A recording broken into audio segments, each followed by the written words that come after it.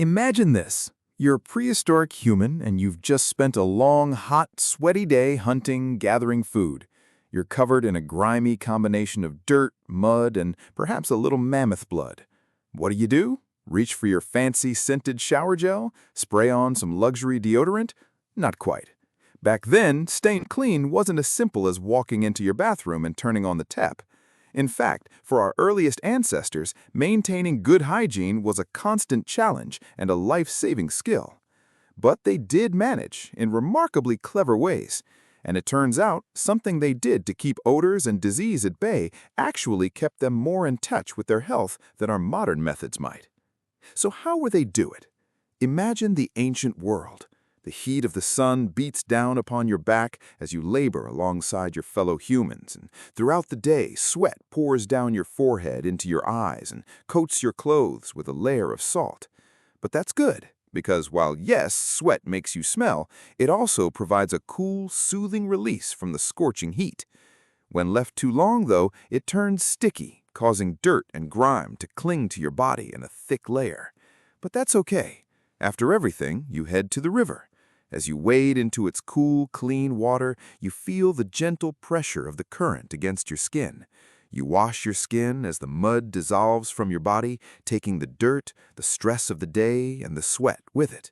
You dive under the surface, letting the water caress your hair and face, and emerge clean, refreshed, and ready. That was the basic hygiene routine for tens of thousands of years. But rivers were far from the only option our earliest remaining human had. Depending on where our ancestors lived, they might also have had access to healing natural hot springs, where the warm mineral waters not just washed away dirt and sweat, but also worked to soothe aching muscles and relieve stress.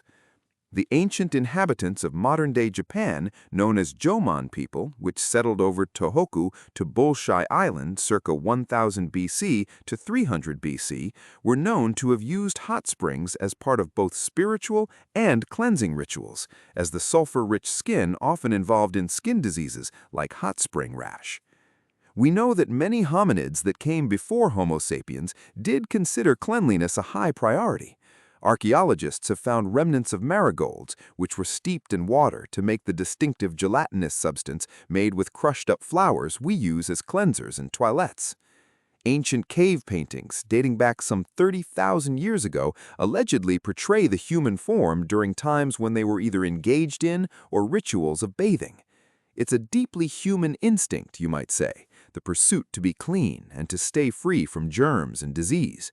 And, as our far-off ancestors knew, it didn't always require gadgets or products, just a little ingenuity and a good working grasp on evolutionary biology. Staying clean, after all, wasn't just a matter of appearance or comfort, but also a crucial part of evolution. It provided a way to keep healthy by preventing the outbreak of deadly infectious diseases and to enhance the prospects of survival and finding a mate and ensuring the passing on of the genes to the next generation. And their approaches to hygiene reflect that. One of the most powerful methods to date was the usage of the natural ingredients present in their environments, from ashes to clay. The ancient Mesopotamians made use of a wide variety of these ingredients, including azelaic wash, along with minerals to make up soap and washing compounds. They seem to have used both braid and various forms of detergents to keep their garments clean and fresh, as well as simple exfoliants and cleansers to maintain healthy skin. Most importantly of all was the use of baking soda in many areas where many early migrations occurred, like in Mesoamerica, where Mayan people were using it to keep themselves spotless from head to toe. Yet someone may cross their head by asking, but is it enough to simply remove the surface layers of dirt without killing the germs and bacteria? And the answer is yes. Even though ancient hygiene routines lacked the germ-busting power of modern antiseptics, they actually helped support a healthy microbiome, the trillions of beneficial bacteria and microbes that live on and inside our hosts. And it turns out that our skin's microbiome is the body's first line of defense against infection and disease, and early humans, unknowingly, had a head start in protecting theirs. What the most fascinating part is, those ancient methods of cleansing weren't just practical, but incredibly innovative. It wasn't until the mid-1800s that the concept of germs and bacteria was even conceived, and science began to unlock the mysteries of hygiene. But hundreds of thousands of years before then, humans had already figured out how to keep themselves clean without knowing why. The clay tablets of 2800 BC from Babylon contain the earliest known formula for soap, which combined animal fats and wood ash to create a soap-like substance. And by around 1500 BC, the Egyptians were using an even more advanced soap made from animal fats and vegetable or herb oils mixed with salt. In the years 1400 to 700 BC, Mycenaean civilization, clay records found in southern Greece mentioned bathing, washing, and anointing the body with oils. Archaeological evidence from this time period indicates that people inhabiting the Aegean world had wash basins, foot basins, and bathing tubi inside their homes. Not to mention the innovation and hydroengineering marvels of complex sanitation systems, underwater disposal structures, and toilets developed during the Indus Valley civilization in the years of 2600 to 1900 BC. It wasn't until the ancient Roman civilization of hundreds of BC that soap making would become a professional trade and personal hygiene would be recognized as crucial to a healthy and happy society. Later on, fast-forwarding to the medieval period, we'll see the start of slow spread of the use of soap bars and washing products spurred by traders and sailors returning from the land and Arabia. Soap factories were then established in 1200 AD, marking a new dawn for hygiene. But the truth is, ancient humans laid the foundation for it to happen. What the most fascinating part is, those ancient methods of cleansing weren't just practical, but also incredibly innovative. Many societies around the world also had their own unique methods for keeping clean, some of even which were still used up to this day. The ancient Egyptians, for instance, were renowned for their advanced personal hygiene habits, which included bathing regularly in sacred bathhouses, exfoliating their skin with special scrubbing mitts, and applying scented antibacterial ointments to their skin.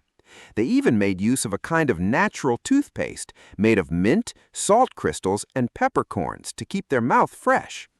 Across the Atlantic, the ancient Mayans were just as devoted to cleanliness, but their preference was for frequent steam baths, which were often infused with fragrant or medicinal herbs to promote healing and aromatic relaxation.